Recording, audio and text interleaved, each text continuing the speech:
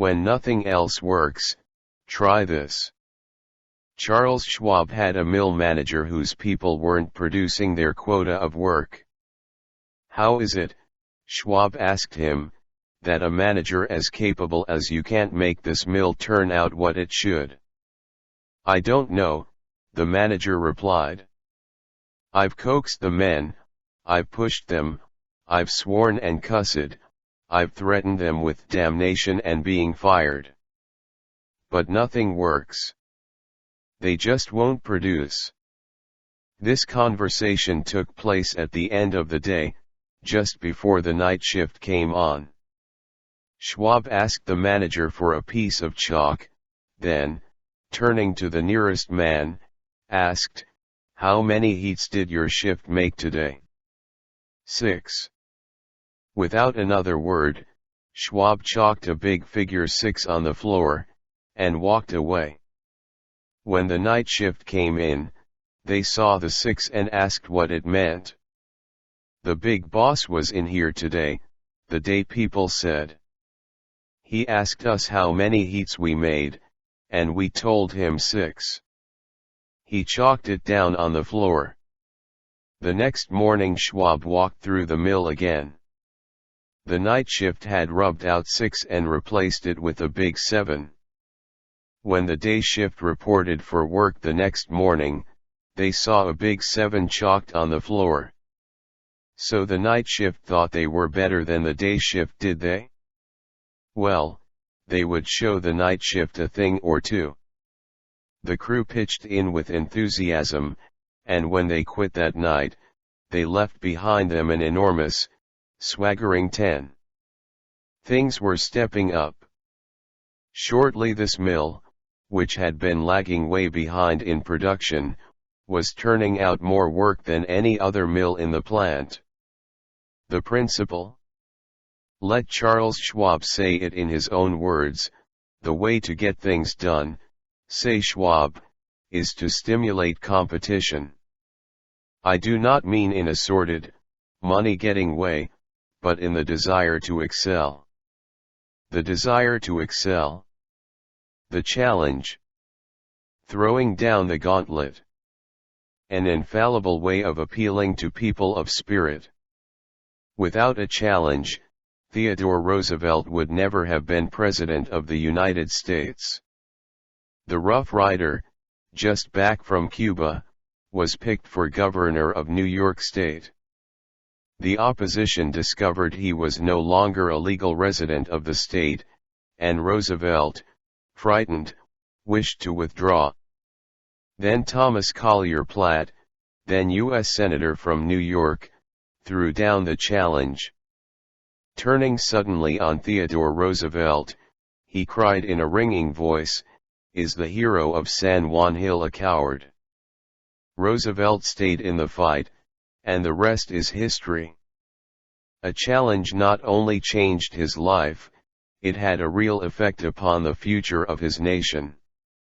All men have fears, but the brave put down their fears and go forward, sometimes to death, but always to victory was the motto of the King's Guard in ancient Greece. What greater challenge can be offered than the opportunity to overcome those fears? When Al Smith was governor of New York, he was up against it. Sing Sing, at the time the most notorious penitentiary west of Devil's Island, was without a warden. Scandals had been sweeping through the pristine walls, scandals and ugly rumors. Smith needed a strong man to rule Sing Sing, an iron man. But who? He sent for Louis E. Laws of New Hampton. "How about going up to take charge of Sing Sing?" he said jovially when Laws stood before him. "They need a man up there with experience." Laws was flabbergasted. He knew the dangers of Sing Sing. It was a political appointment, subject to the vagaries of political whims. Wardens had come and gone, one had lasted only 3 weeks. He had a career to consider. Was it worth the risk? Then Smith, who saw his hesitation, leaned back in his chair and smiled. "Young fellow," he said, "I don't blame you for being scared. It's a tough spot. It'll take a big person to go up there and stay." So Smith was throwing down a challenge, was he? Laws liked the idea of attempting a job that called for someone big. So he went. And he stayed. He stayed, to become the most famous warden of his time. His book 20,000 Years in Sing Sing sold into the hundreds of thousands of copies. His broadcasts on the air and his stories of prison life have inspired dozens of movies. His humanizing of criminals wrought miracles in the way of prison reform. "I have never found," said Harvey S. Firestone, founder of the great Firestone Tire and Rubber Company, "that pay and pay alone would either bring together or hold good people. I think it was the game itself." Frederick Herzberg, one of the great behavioral scientists, concurred. He studied in depth the work attitudes of thousands of people ranging from factory workers to senior executives. What do you think he found to be the most motivating factor, the one facet of the jobs that was most stimulating? Money. Good working conditions. Fringe benefits? No, not any of those. The one major factor that motivated people was the work itself. If the work was exciting and interesting, the worker looked forward to doing it and was motivated to do a good job. That is what every successful person loves, the game. The chance for self-expression. The chance to prove his or her worth, to excel, to win. That is what makes foot races and hog calling and pie eating contests. The desire to excel. The desire for a feeling of importance. Principle 12, throw down a challenge. Win people to your way of thinking. Principle 1, the only way to get the best of an argument is to avoid it. Principle 2, show respect for the other person's opinions. Never say, "You're wrong."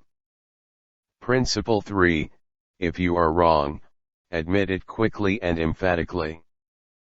Principle 4, begin in a friendly way. Principle 5, get the other person saying yes, yes immediately. Principle 6, let the other person do a great deal of the talking. Principle 7, let the other person feel that the idea is his or hers. Principle 8, try honestly to see things from the other person's point of view. Principle 9, be sympathetic with the other person's ideas and desires. Principle 10, appeal to the nobler motives. Principle 11, dramatize your ideas. Principle 12, throw down a challenge. Thank you for giving your valuable time for this video. We hope you learned something new today. Please like and share this video to your friends.